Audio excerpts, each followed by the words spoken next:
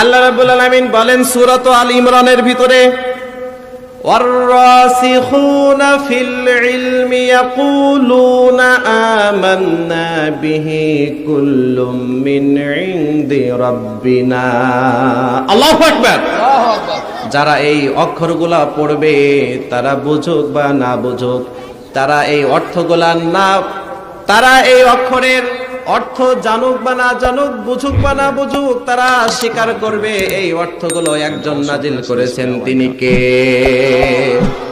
আর তারা বলবে ইয়াকুলুনা আমান্না বি, আমরা সকল অক্ষরগুলোর উপরে ঈমান আনলাম। আল্লাহু আকবার। কুল্লুম মিন ইনদি রাব্বিনা, এই অক্ষরগুলো আল্লাহ দিয়েছেন। কি জন্য দিয়েছেন? অবশ্যই অবশ্যই আমাদের কল্যাণ আছে। কল্যাণ না থাকলে আল্লাহ এগুলো দিত না। সুতরাং আমরা বিশ্বাস করি এটা আল্লাহ দিয়েছেন। আবার কোন কোন মুফাসসির বলেছেন এই অর্থ কি আল্লাহ আর তার রাসূলের ভিতরে সীমাবদ্ধ আছে। সুবহানাল্লাহ পড়েন। তাহলে আল্লাহ আর রাসূল যেটা জানে আমরা জানি না, কিন্তু আমরা বিশ্বাস করি যে আল্লাহ এটা দিয়েছে, ঠিক কি না? এরপরে আল্লাহ রাব্বুল আলামিন বলেন, কিতাবুন আনসালনাহু ইলাইকা লিতুখরিজান নাসা মিনাজ যুলুমাতি ইলান নূর। আল্লাহু আকবার। কিতাবুন আনসালনাহু ইলাইকা, এটা এমন একটা কিতাব যেই কিতাব আমি আল্লাহ রাব্বুল আলামিন আমার নবীর উপরে নাজিল করেছি। কিতাব কার উপরে নাজিল করেছেন? আল্লাহ। আরো জোরে বলেন, কার উপরে? কিতাবুন আনসালনাহু ইলাইকা, এটা এমন একটা কিতাব আল্লাহ রাব্বুল আলামিন বলেন আল ফারকু বাইনাল হাক্কি ওয়াল বাতিল, এটা এমন একটা কিতাব যেই কিতাবের ভিতরে সত্য আর মিথ্যা, হক আর বাতিল, ন্যায় আর অন্যায় দুটো আলাদা আলাদা করে বর্ণনা করে দিয়েছি। আল্লাহু আকবার পড়ে। কোনটা হক, কোনটা বাতিল, কোনটা সত্য, কোনটা মিথ্যা, কোনটা ন্যায়, কোনটা অন্যায়, আল্লাহ রাব্বুল আলামিন সব কি করেছেন? আলাদা আলাদা করে বর্ণনা করে দিয়েছেন। সুবহানাল্লাহ পড়েন। আবার আল্লাহ রাব্বুল আলামিন বলেন, তাবারাকাল্লাযী নাযালাল ফুরকান আলা আবদিহি লিয়াকুনা লিল আলামিনা নাযীরা। আল্লাহু আকবার। পূর্ণমান আল্লাহ, যে আল্লাহ এই কিতাবটা নাজিল করেছেন, এই কিতাবটা সত্য মিথ্যার পার্থক্যকারী রূপে আল্লাহ রাব্বুল আলামিন তার নবীর উপরে নাজিল করেছেন। আল্লাহু আকবার। কিতাবুন আনসালনাহু ইলাইকা, আবার বলেন হে নবী আমি আল্লাহ রাব্বুল আলামিন আপনার উপরে এই কিতাবটা নাজিল করেছি। ওয়া আমিনু বিমা নুজিলা আলা মুহাম্মাদ ওয়া হুয়াল হাক্কু মির রাব্বিহিম। আল্লাহু আকবার। নাজিল করেছেন কে? আল্লাহ। কার উপরে? আল্লাহর উপর। আল্লাহ নাজিল করেছেন নবীর উপরে। আল্লাহ রাব্বুল আলামিন নাজিল করেছি বলে ক্ষান্ত হয় নাই। আল্লাহ রাব্বুল আলামিন বলেন এটা যে নাজিল করেছি এটা কিন্তু সত্য সহকারে আমি আল্লাহ নাজিল করেছি। সুবহানাল্লাহ পড়েন।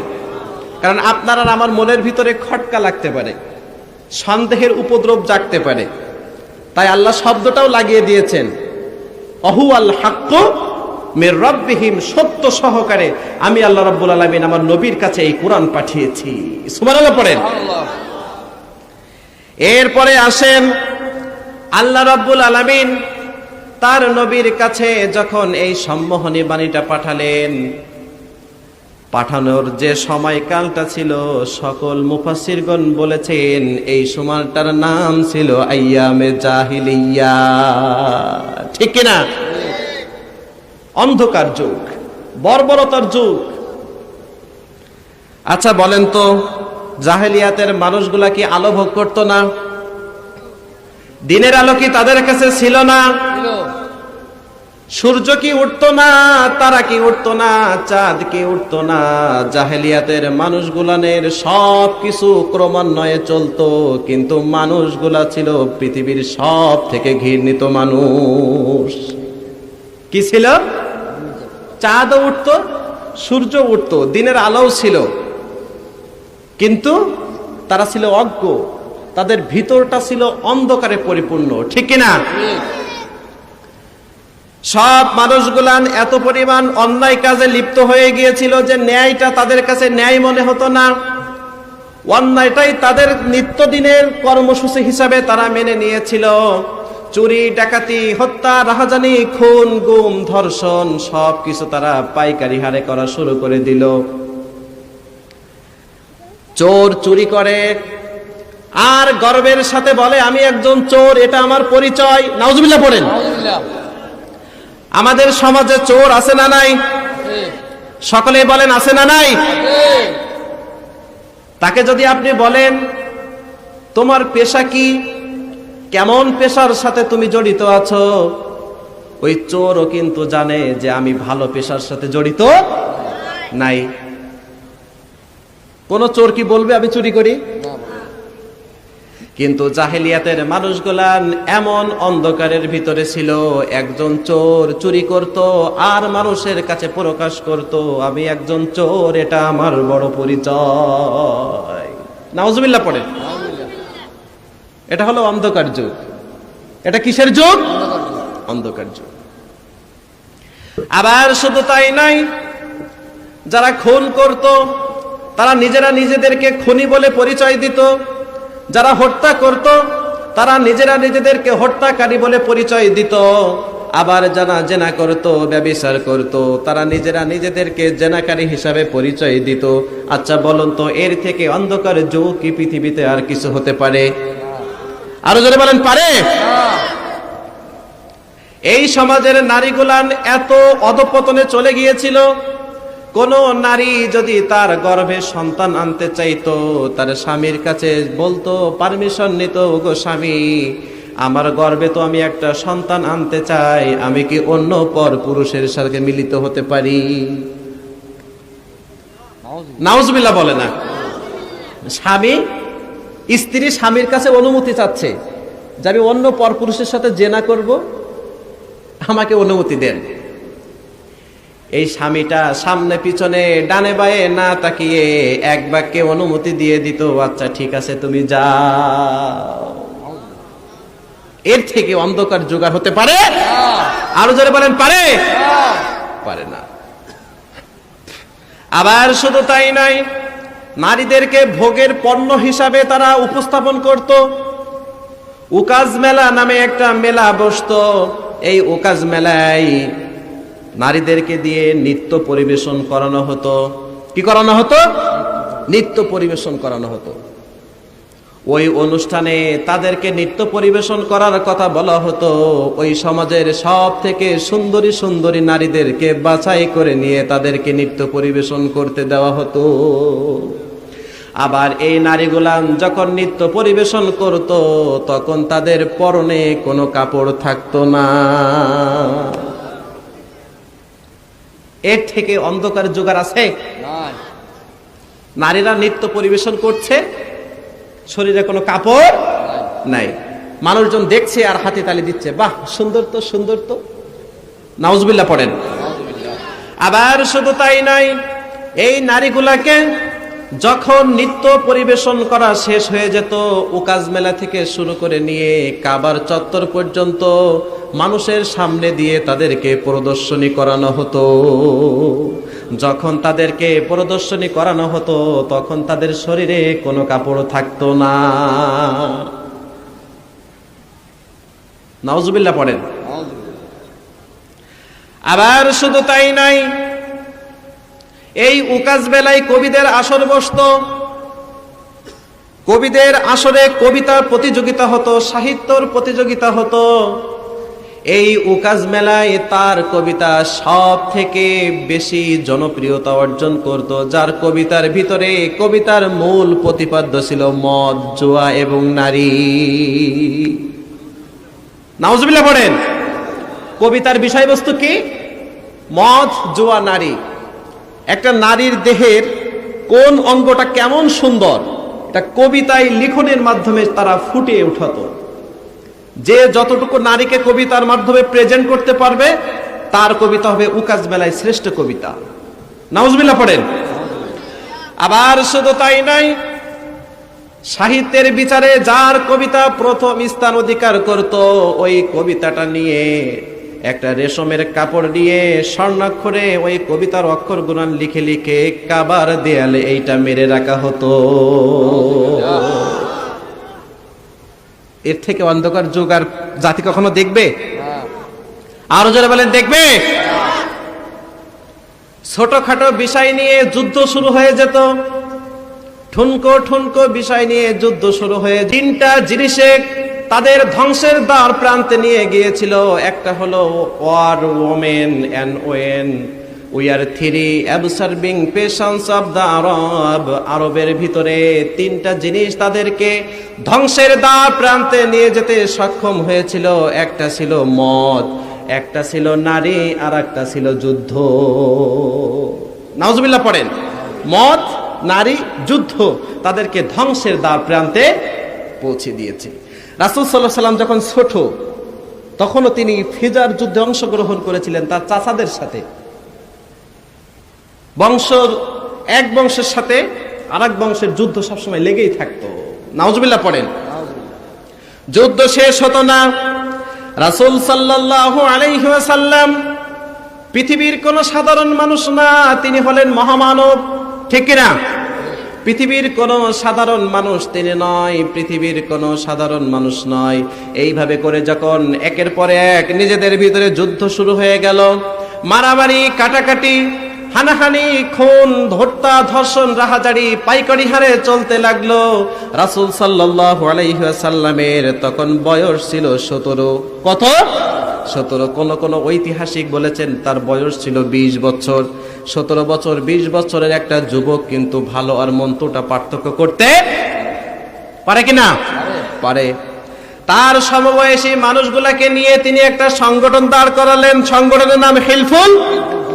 আব্দুল্লাহ বিন জুমানের নেতৃত্বে বাড়িতে জুবায়েরের আহ্বানে একটা বৈঠক করলেন। ওই বৈঠকে কিছু যুবকরা মিলে সিদ্ধান্ত নিলেন, আমাদের সমাজে অন্যায় কাজ আর আমরা হতে দেব না, পরস্পর কলহে লিপ্ত হতে দিব না। বিদেশ থেকে যারা আমার রাজ্যে আগমন করবে তাদেরকে আমরা পূর্ণ নিরাপত্তা দান করব। আবার গরিব মানুষের উপরে ধনী মানুষরা শোষণ নিপীড়ন চালাবে, এইটা আমরা হতে দেব না। হেল্পফুল ফুজুল তিনি গঠন করলেন।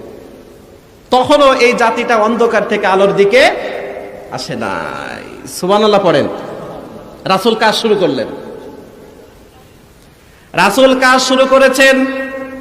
মানুষের কাছে যে বলেন এই কাজটা করো না, এই কাজটা ভালো না, এই কাজটা খারাপ, এইটা অন্যায় কাজ, এই কাজ থেকে তোমরা ফিরে আসো, কিন্তু কেউ রাসূলের ডাকে সাড়া দেয়। কারণ সেই সময় পর্যন্ত আল্লাহ রাসূলের কাছে কোরআন নামক সম্মোহনী বাণীটা আল্লাহ পাঠান নাই। রাসূল সাল্লাল্লাহু আলাইহি ওয়াসাল্লাম 23 বছর থেকে শুরু করে নিয়ে 40 বছর, 17 বছর থেকে 40 বছর এই সকল মানুষগুলানের দ্বারে দ্বারে গিয়ে তিনি সত্যের কথা বললেন, হকের কথা বললেন, নেকের কথা বললেন, কিন্তু কেউ কর্ণপাত করলো। আগের মতো হত্যা চলে, ধর্ষণ চলে, রাহাজানি চলে, খুন চলে। সমাজের মানুষের কোনো পরিবর্তন নাই। রাসূল সাল্লাল্লাহু আলাইহি ওয়াসাল্লাম চিন্তায় পড়ে গেলেন, এই সমাজের মানুষগুলাকে কিভাবে আমি আল্লাহ রাব্বুল আলামিনের পথে নিয়ে আসতে পারবো, এই মানুষগুলাকে এই অন্ধকার জাহেলিয়াতের বর্বর কাজ থেকে কিভাবে আলোর পথ দেখাতে পারবো। তিনি এবার হেরা কুয়ায় ধ্যানে বসলেন। সুবহানাল্লাহ পড়েন। আল্লাহ রাব্বুল আলামিন ধ্যানে বসার পরে একের পর এক দিনে কোরআন নামক সম্মোহনী আলোটা পাঠিয়ে দিলেন। আল্লাহু আকবার। হে নবী, আপনি না মানুষদেরকে আলোর দিকে নিয়ে আসতে চাচ্ছেন, এই অন্ধকার মানুষগুলোকে না আলোর পথ দেখাতে চাচ্ছেন, কিন্তু আলোর পথ দেখানোর জন্য যে জিনিসটা লাগবে আমি আল্লাহ এই কোরআন নামক জিনিসটা আপনার উপরে দিয়ে দিলাম। সুবহানাল্লাহ পড়েন।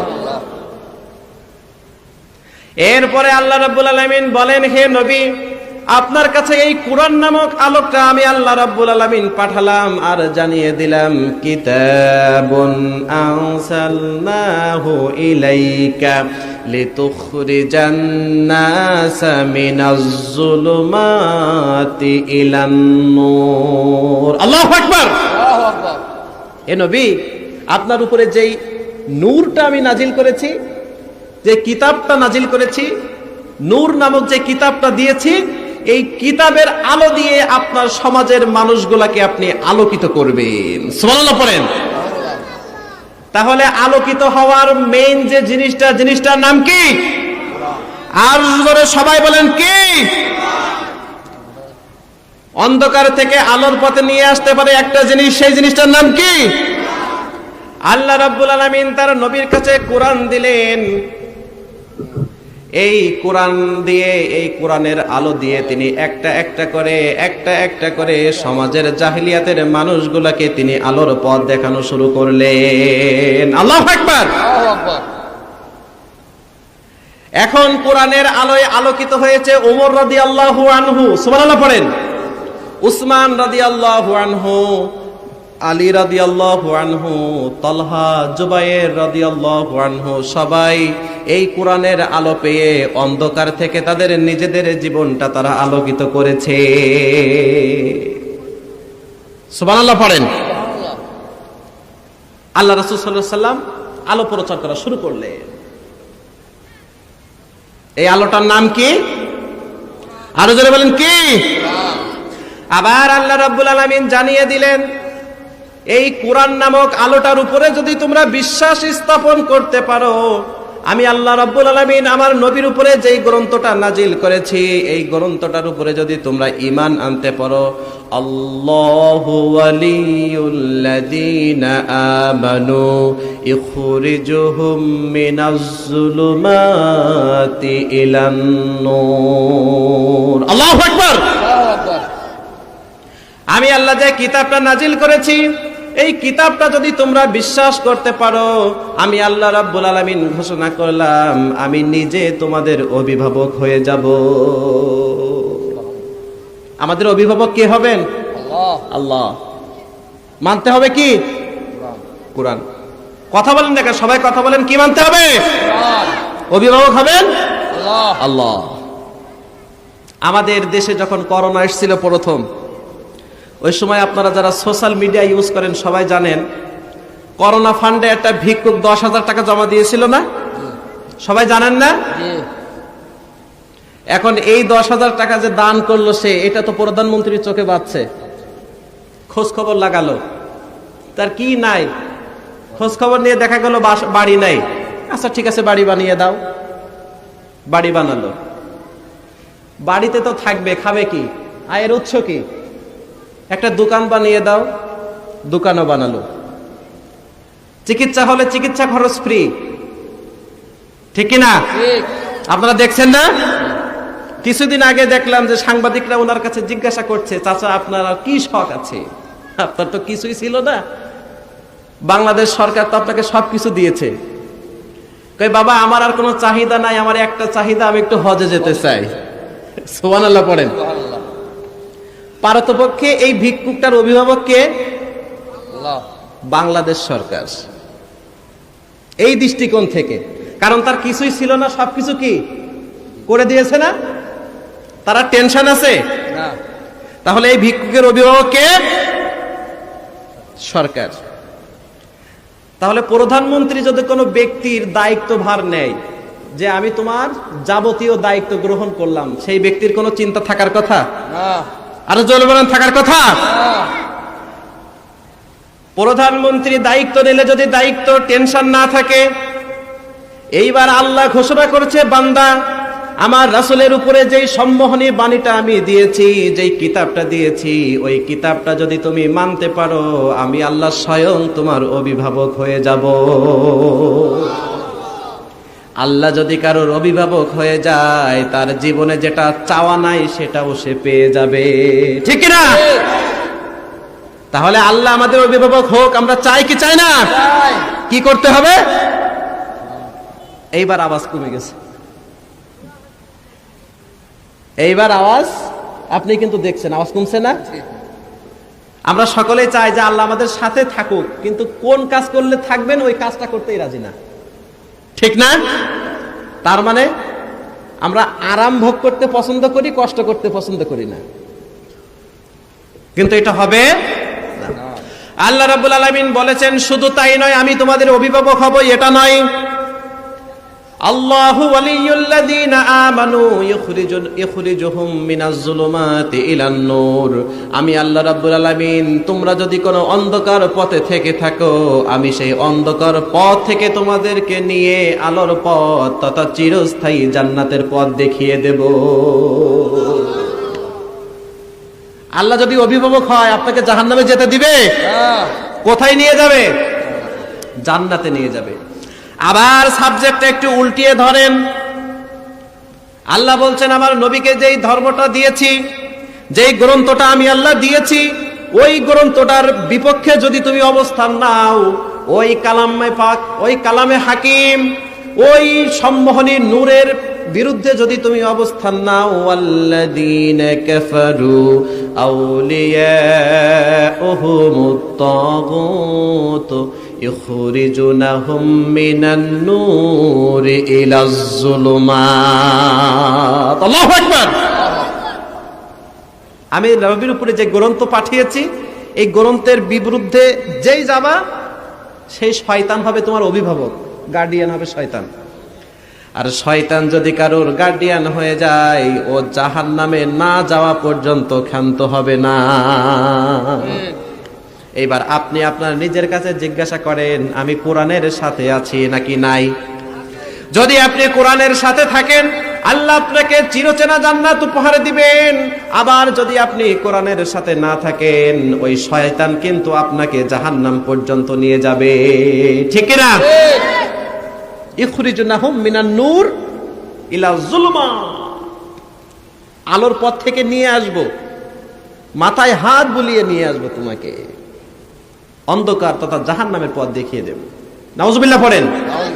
উলাইকা আসহাবুন নারি হুম ফিহা খালিদুন। আল্লাহু আকবার। আর যদি শয়তান তোমাকে একবার জাহান্নাম পর্যন্ত নিতে পারে, ওই জাহান্নামে কিন্তু তোমাকে চিরকাল জ্বলতে হবে।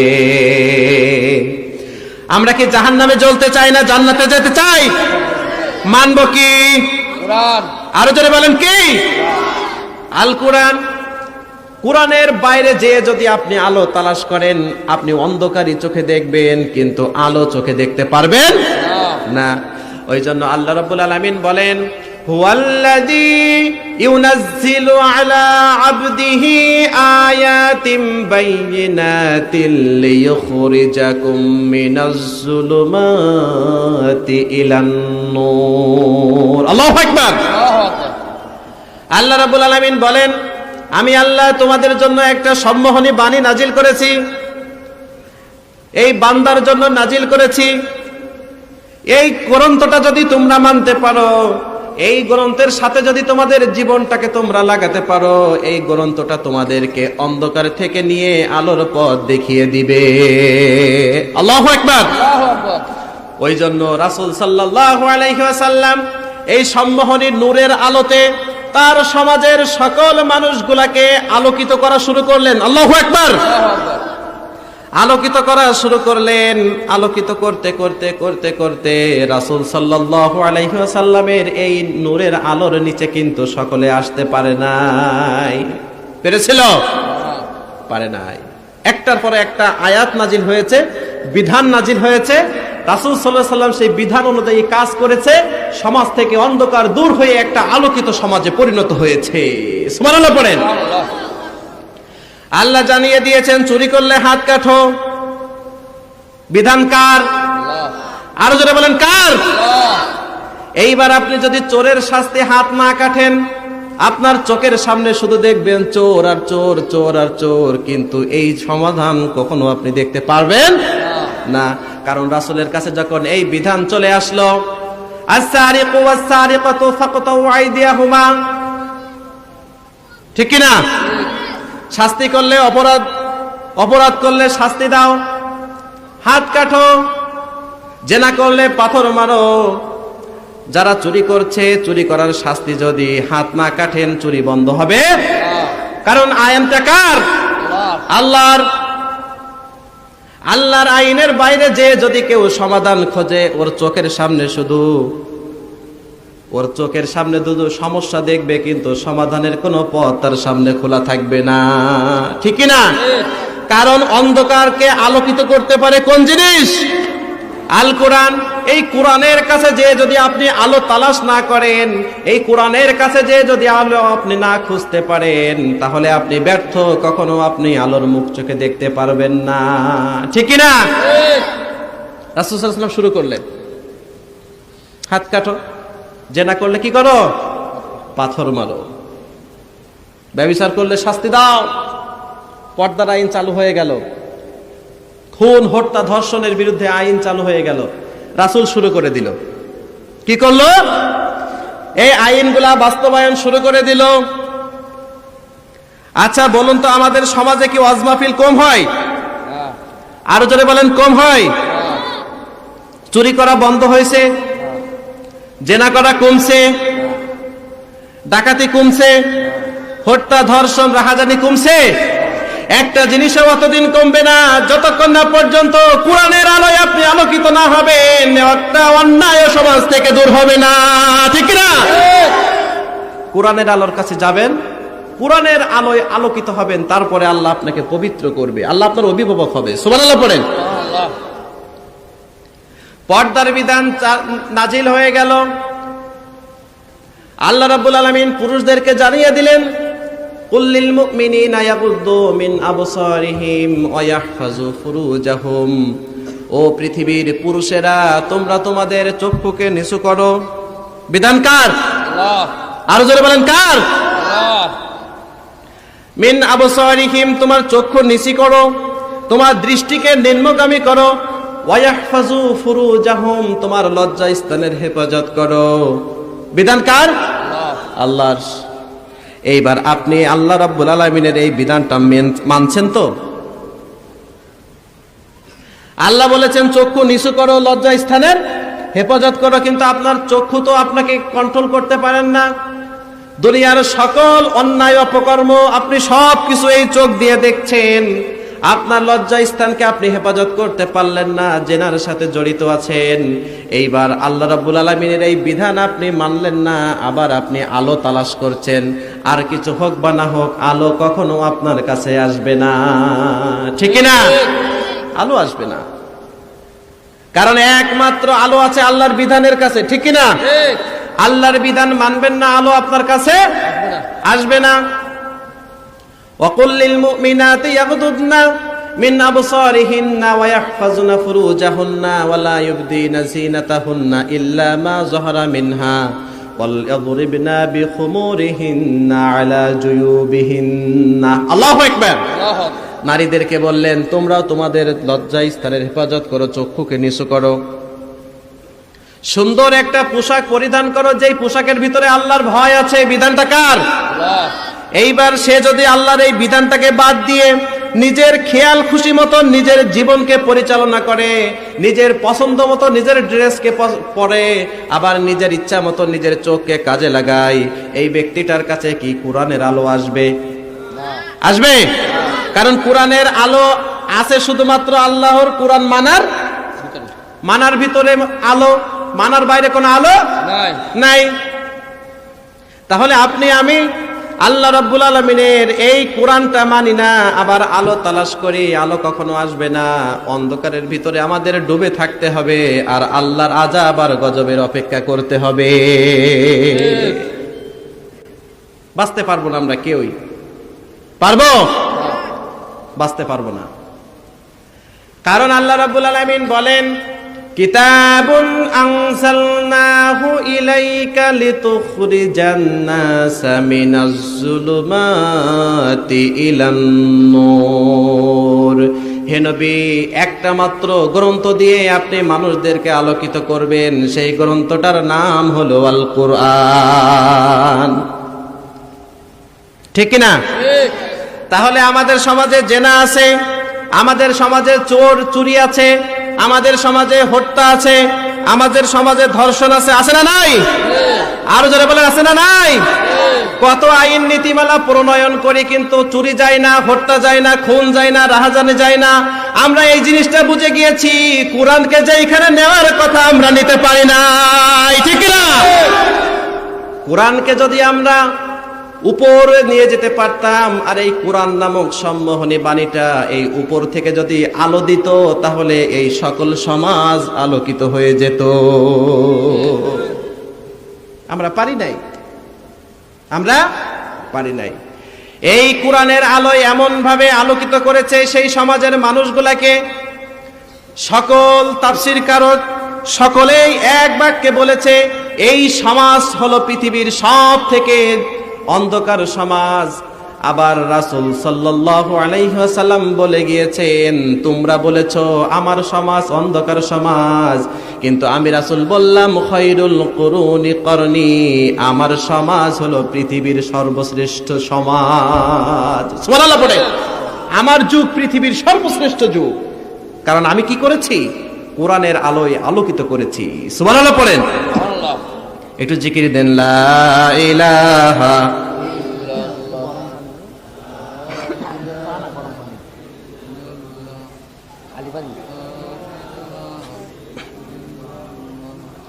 লা ইলাহা ইল্লাল্লাহ, লা ইলাহা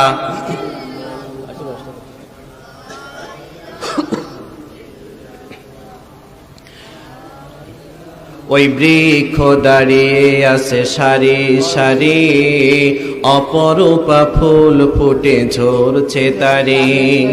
বৃক্ষ দাঁড়িয়ে আছে সারি সারি, অপরূপা ফুল ফুটে ঝরছে তারি। মৌমাছি ভ্রমরের মৃদু গুঞ্জন, মৌমাছি ভ্রমরের মৃদু গুঞ্জন, প্রভুময় প্রকৃতির পাগল পারা। আল্লাহ তুমি দয়াময় করুণা করা, আল্লাহ তুমি দয়াময় করুণা ঘেরা। তবু দয়াতে ওঠে চন্দ্র সূর্য, তবু দয়াতে ওঠে চন্দ্র সূর্য, আসমান থেকে নামে বারি ধারা। আল্লাহ তুমি দয়াময় করুণা ঘেরা, লা ইলাহা